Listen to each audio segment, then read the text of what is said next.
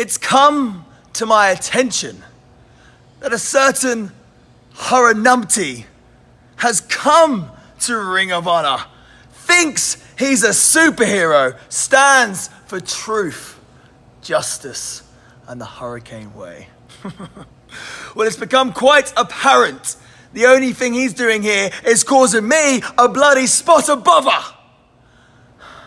But you listen to me, Hurricane Helms. Your little fairy tale story here in Ring of Honor is going to come to a very villainous end.